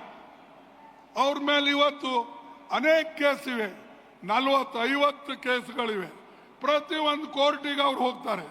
ಪ್ರತಿ ಒಂದು ಕಡೆ ಹೋಗಿ ಜನರಿಗೆ ಜಾಗೃತಿ ಮಾಡ್ತಕ್ಕಂಥ ಕೆಲಸ ಇವತ್ತು ಡೆಮಾಕ್ರಸಿ ಬಗ್ಗೆ, ಸಂವಿಧಾನ ಬಗ್ಗೆ ಮಾಡ್ತಾ ಇದ್ದಾರೆ. ನಾವೆಲ್ಲರೂ ಕೂಡ ಒಂದಾಗಿ ಅವರಿಗೆ ಬೆಂಬಲ ಕೊಡಬೇಕು. ಮತ್ತು ಅದೇ ರೀತಿಯಾಗಿ ಕ್ವಿಟ್ ಇಂಡಿಯಾ ಮೂವ್ಮೆಂಟ್ ಬಗ್ಗೆ ಡೂ ಅಂಡ್ ಡೈ ಅನ್ನತಕ್ಕಂಥ ಸ್ಲೋಗನ್ ಅನ್ನು ತೆಗೆದುಕೊಂಡು ನಾವು ಮುಂದೆ ಹೋಗಬೇಕು ಅನ್ನತಕ್ಕಂಥ ಮಾತನ್ನ ನಾನು ನಿಮಗೆ ಹೇಳಿ ನನ್ನ 4 ಮಾತು ಮುಗಿಸ್ತೇನೆ. ಜೈ ಹಿಂದ್, ಜೈ ಕಾಂಗ್ರೆಸ್, ಜೈ ಹಿಂದ್. ಏನು ಇವತ್ತು ಸಪ್ಪಗಿದ್ರಿ ಅಲ್ಲ, ಜೈ ಹಿಂದ್,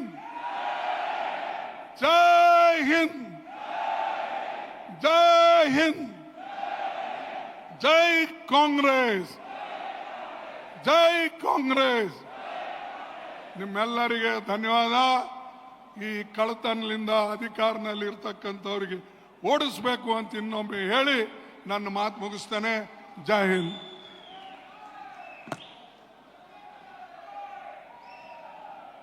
ಎಲ್ಲ ಕೂತ್ಕೊಳ್ಳಿ. ಈಗ ತಮ್ಮನ್ನು ಉದ್ದೇಶಿಸಿ ನಮ್ಮ ರಾಜ್ಯದ ಗೌರವಾನ್ವಿತ ಮುಖ್ಯಮಂತ್ರಿಗಳಂತ ಸಿದ್ದರಾಮಯ್ಯನವರು ಮಾತಾಡ್ತಾರೆ.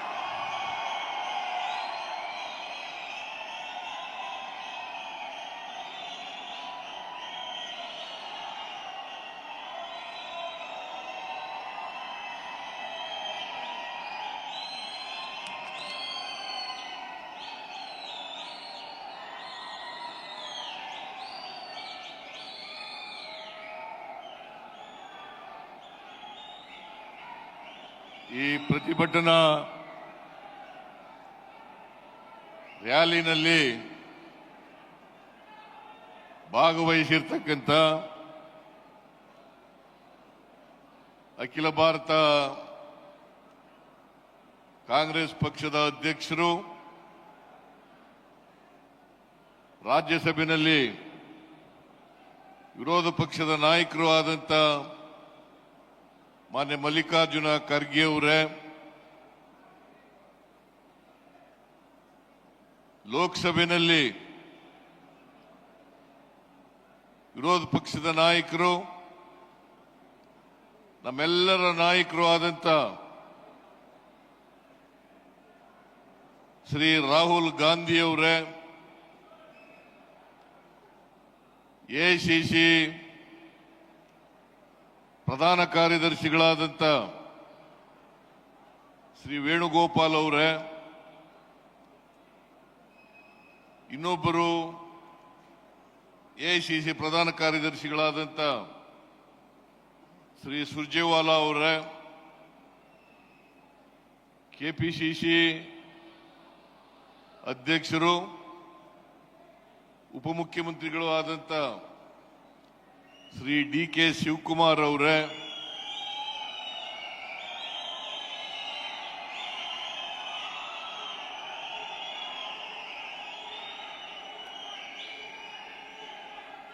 ಎಲ್ಲ ನನ್ನ ಸಚಿವ ಸಹೋದ್ಯೋಗಿಗಳೇ, ಲೋಕಸಭಾ ಮತ್ತು ರಾಜ್ಯಸಭಾ ಸದಸ್ಯರುಗಳೇ, ವಿಧಾನಸಭೆಯ ಮತ್ತು ವಿಧಾನ ಪರಿಷತ್ತಿನ ಸದಸ್ಯರುಗಳೇ, ಮಾಜಿ ಮಂತ್ರಿಗಳೇ, ಮಾಜಿ ಲೋಕಸಭಾ ರಾಜ್ಯಸಭಾ ಸದಸ್ಯರುಗಳೇ, ಮಾಜಿ ವಿಧಾನಸಭಾ ವಿಧಾನ ಪರಿಷತ್ತಿನ ಸದಸ್ಯರುಗಳೇ, ಕಾಂಗ್ರೆಸ್ಸಿನ ಇತರ ಎಲ್ಲ ಮುಖಂಡರುಗಳೇ,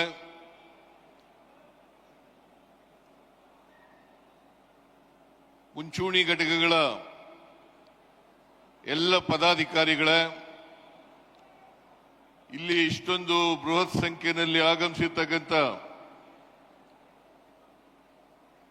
ಎಲ್ಲ ಆತ್ಮೀಯ ಕಾರ್ಯಕರ್ತ ಬಂಧುಗಳೇ, ತಾಯಂದಿರೇ, ಯುವಕ ಮಿತ್ರರೇ,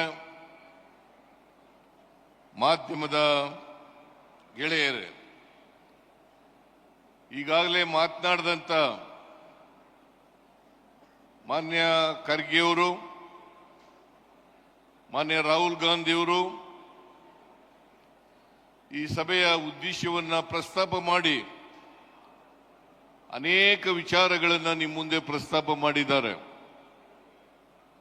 ಹಾಗಾಗಿ ನಾನು ಹೆಚ್ಚು ಮಾತನಾಡಲಿಕ್ಕೆ ಹೋಗಲ್ಲ.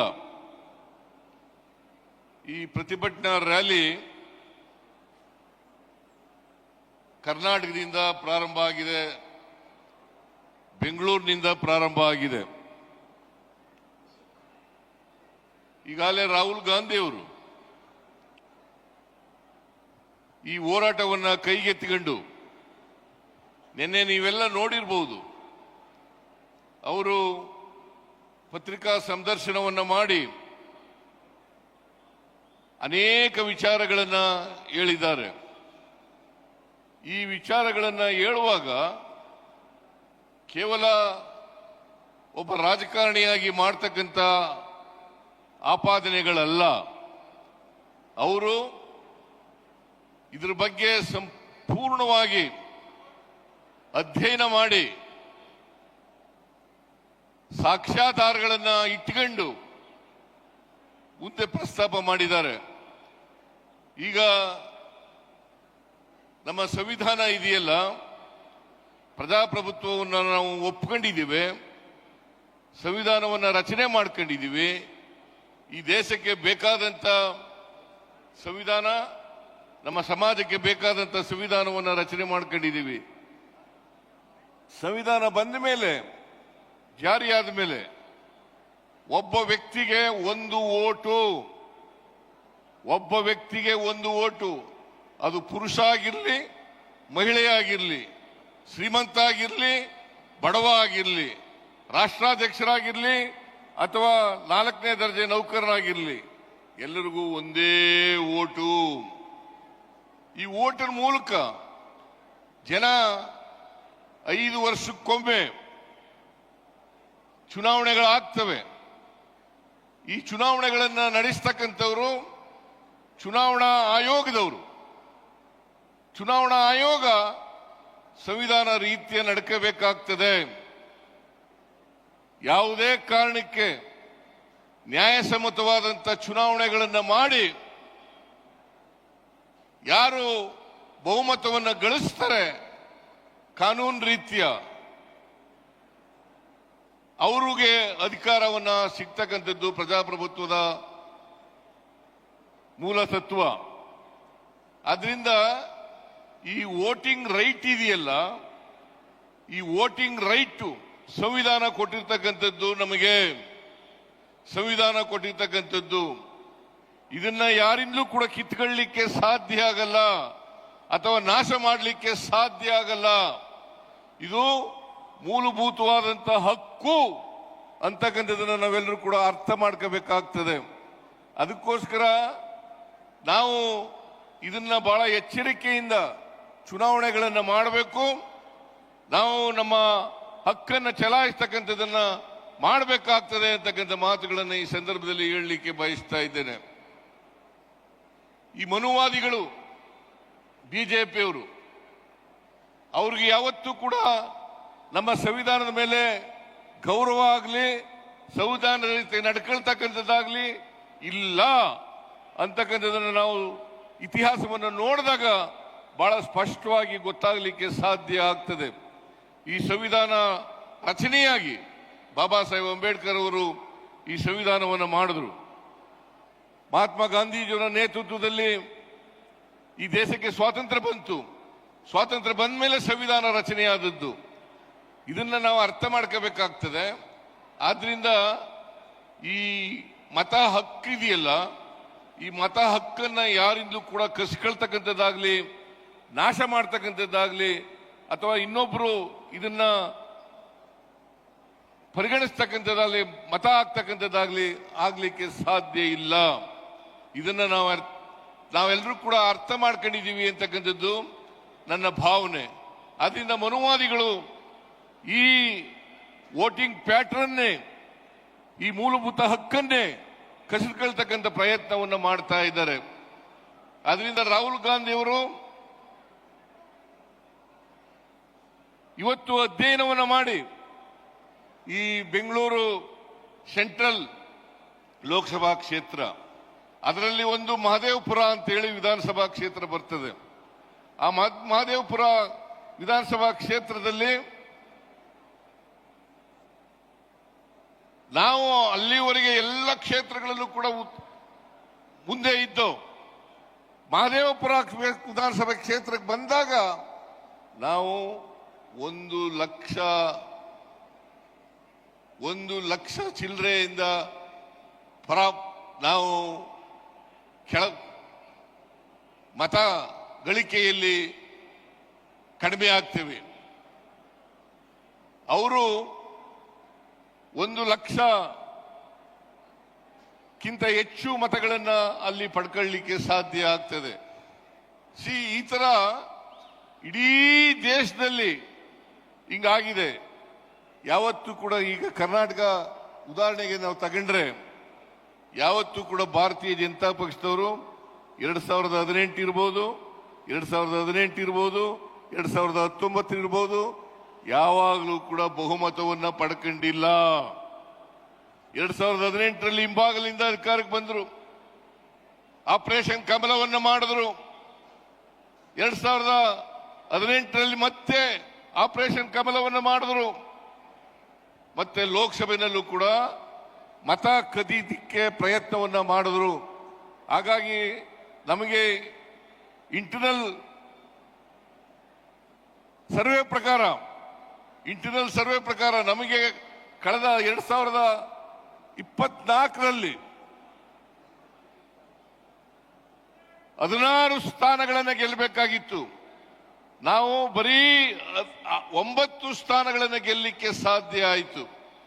ಇದು ಕಾರಣ ಯಾಕಪ್ಪ ಅಂತಂದ್ರೆ 7 ಕ್ಷೇತ್ರಗಳಲ್ಲಿ ಮತಗಳನ್ನ ಕದೀತಕ್ಕಂಥ ಕೆಲಸವನ್ನ ಮಾಡಿದ್ರು. ಈಗಾಗಲೇ ರಾಹುಲ್ ಗಾಂಧಿ ಅವರು ನಿಮಗೆ ಯಾವ್ಯಾವ ರೀತಿಯಲ್ಲಿ ಮತವನ್ನ ಕದೀಲಿಕ್ಕೆ ಸಾಧ್ಯ ಆಗ್ತದೆ, ಮಹದೇವಪುರ ವಿಧಾನಸಭಾ ಕ್ಷೇತ್ರದಲ್ಲಿ ಯಾವ ರೀತಿ ಮತವನ್ನ ಕದ್ದಿದ್ದಾರೆ ಅಂತಕ್ಕಂಥದನ್ನ ಪ್ರಸ್ತಾಪ ಮಾಡಿದ್ದಾರೆ. ನಾನು ಅದನ್ನು ಮತ್ತೆ ಮಾಡಲಿಕ್ಕೆ ಹೋಗೋದಿಲ್ಲ. ಆದ್ರಿಂದ ಭಾರತೀಯ ಜನತಾ ಪಕ್ಷದವರು ಕರ್ನಾಟಕದಲ್ಲಿ ಯಾವತ್ತೂ ಕೂಡ ಜನರ ಆಶೀರ್ವಾದದಿಂದ ಅಧಿಕಾರಕ್ಕೆ ಬಂದಿಲ್ಲ. ಹಿಂಬಾಗಲಿನಿಂದ ಮತ ಕದಿಯೋದ್ರಿಂದ ಅವರು ಆಪರೇಷನ್ ಕಮಲದ ಮೂಲಕ ಅಧಿಕಾರಕ್ಕೆ ಬಂದಿದ್ದಾರೆ ಹೊರತು ಯಾವತ್ತೂ ಕೂಡ ಜನರ ಆಶೀರ್ವಾದವನ್ನು ಪಡೆದು ಅಧಿಕಾರಕ್ಕೆ ಬಂದಿಲ್ಲ ಅಂತಕ್ಕಂಥದ್ದು ನಿಮ್ಮೆಲ್ಲರ ಗಮನಕ್ಕೆ ತರಲಿಕ್ಕೆ ಬಯಸ್ತಾ ಇದ್ದೇನೆ. ಅದರಿಂದ ಇವತ್ತು ನರೇಂದ್ರ ಮೋದಿ ಅವರು ಪ್ರಧಾನಮಂತ್ರಿ ಆದಮೇಲೆ ಈ ದೇಶದಲ್ಲಿ ಇವಿಎಂ ಅನ್ನ ಜಾರಿಗೆ ತಂದ ಮೇಲೆ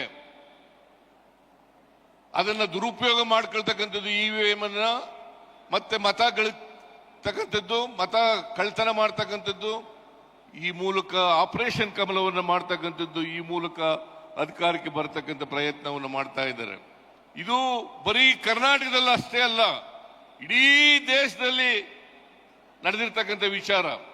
ಹಾಗಾಗಿ ಈ ಹಿಂಭಾಗಲಿನಿಂದ ಭಾರತೀಯ ಜನತಾ ಪಕ್ಷದವರು ಅಧಿಕಾರಕ್ಕೆ ಬರತಕ್ಕಂಥದ್ದು. ಕಳೆದ ಲೋಕಸಭಾ ಚುನಾವಣೆಯಲ್ಲಿ ನರೇಂದ್ರ ಮೋದಿ ಅವರು ಬಹುಮತವನ್ನು ಗಳಿಸಿರಲಿಲ್ಲ, ಅವರ NDA ಕೂಡ ಬಹುಮತವನ್ನು ಗಳಿಸಿರಲಿಲ್ಲ. ಸುಮಾರು 60, 70, 80 ಕ್ಷೇತ್ರಗಳಲ್ಲಿ ಈ ರೀತಿಯಾದ ಮೋಸವನ್ನು ಮಾಡಿ ಅಧಿಕಾರಕ್ಕೆ ಬಂದಿರತಕ್ಕಂಥದ್ದು ಅಂತಕ್ಕಂಥ ಮಾತುಗಳನ್ನು ಹೇಳಲಿಕ್ಕೆ ಬಯಸ್ತಾ ಇದ್ದೇನೆ. ಅದರಿಂದ ನರೇಂದ್ರ ಮೋದಿ ಅವರಿಗೆ ಅಧಿಕಾರದಲ್ಲಿ ಇರಲಿಕ್ಕೆ ಯಾವುದೇ ನೈತಿಕ ಹಕ್ಕಿಲ್ಲ ಅಂತಕ್ಕಂಥ ಮಾತುಗಳನ್ನು ಹೇಳಲಿಕ್ಕೆ ಬಯಸ್ತಾ ಇದ್ದೇನೆ. ಅದರಿಂದ ನರೇಂದ್ರ ಮೋದಿ ಅವರು ಕೂಡಲೇ ರಾಜೀನಾಮೆ ಕೊಡಬೇಕು.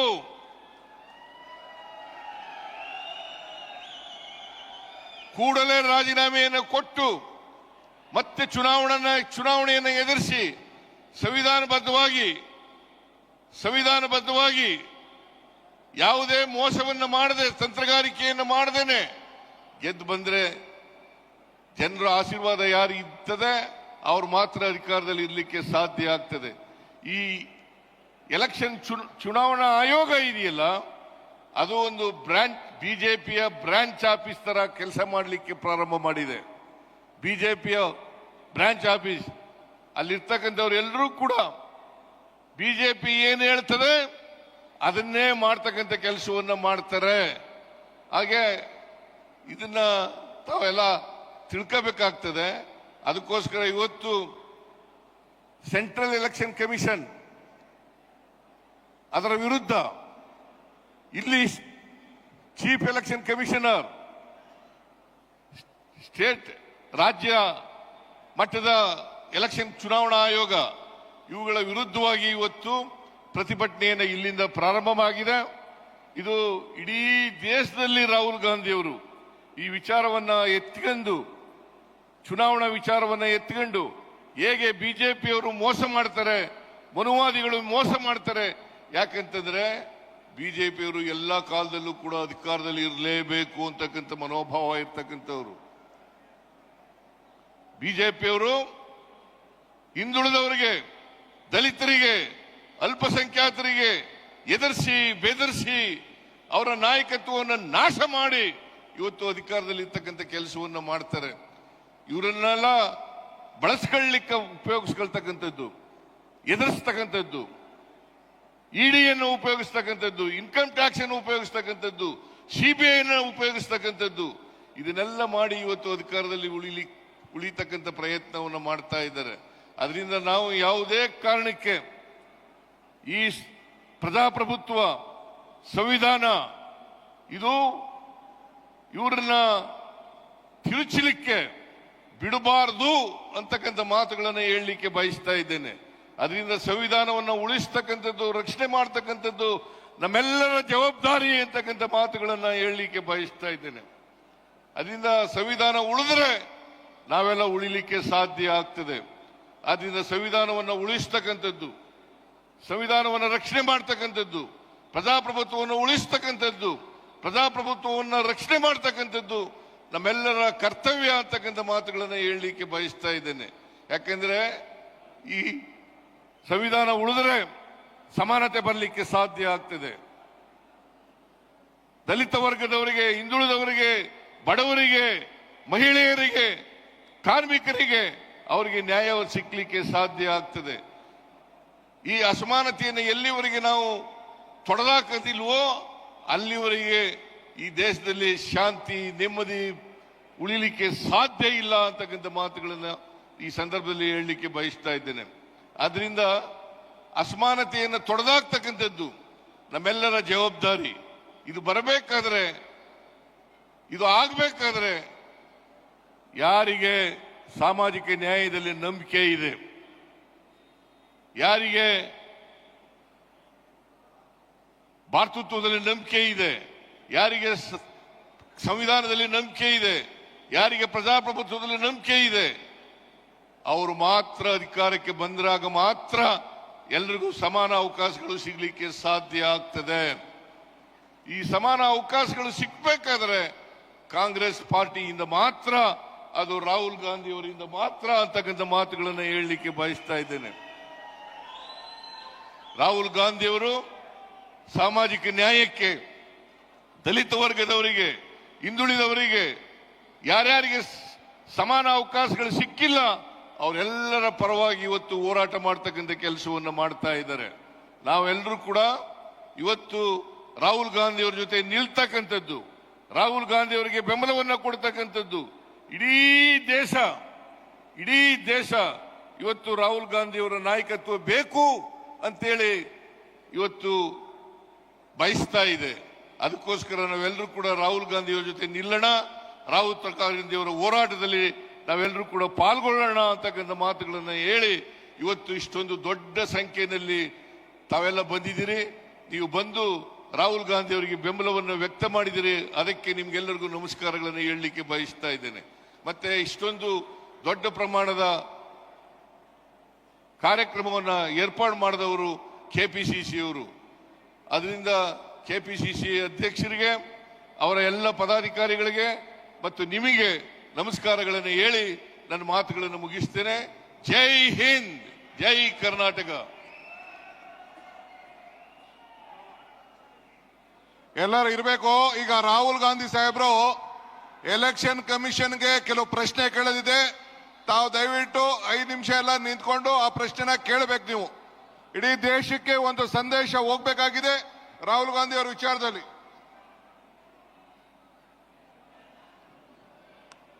6 ಜನ ಪ್ರಮುಖ ನಾಯಕರುಗಳು ಮುಂದೆಗಡೆ ಬರಬೇಕು.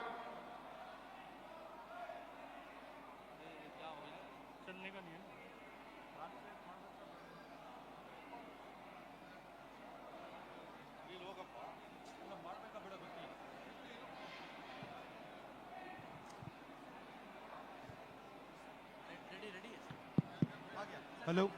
Hello. Hello.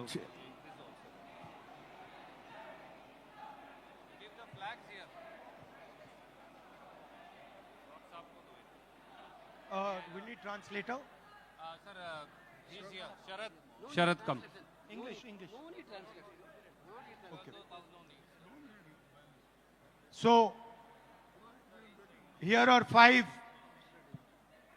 questions to the Election Commission of India.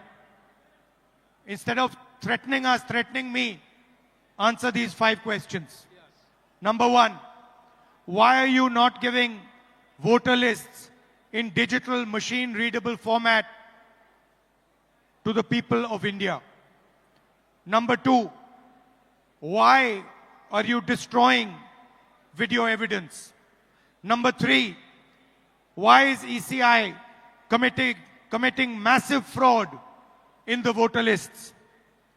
Number 4, why is ECI threatening opposition instead of answering our questions?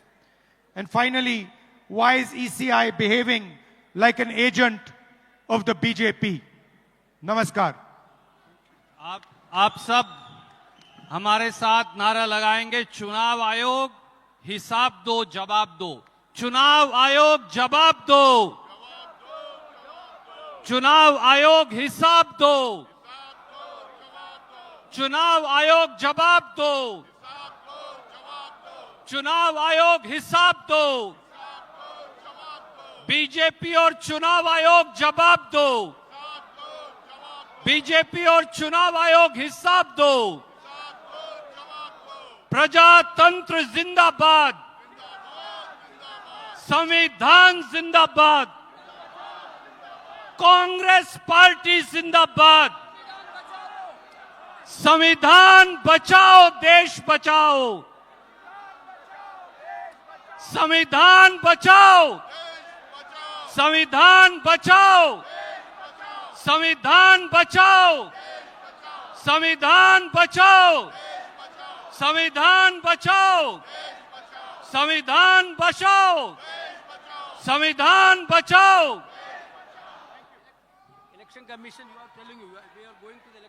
ಈಗ ನಾವು ಎಲೆಕ್ಷನ್ ಕಮಿಷನ್ಗೆ ಹೋಗ್ತಾ ಇದ್ದೀವಿ. ತಾವೆಲ್ಲ ದಯವಿಟ್ಟು ಸಹಕಾರ ಕೊಡಬೇಕು. ಯಾರು ಬರಕ್ ಹೋಗ್ಬೇಡಿ. ಸ್ವಲ್ಪ ಹೊತ್ತಲ್ಲಿ ನಾವು ಎಲೆಕ್ಷನ್ ಕಮಿಷನ್ಗೆ ಭೇಟಿ ಮಾಡ್ತಾ ಇದ್ದೀವಿ. ಎಲ್ಲ ಶಾಂತ ರೀತಿಯಿಂದ ಹೋಗ್ಬೇಕು.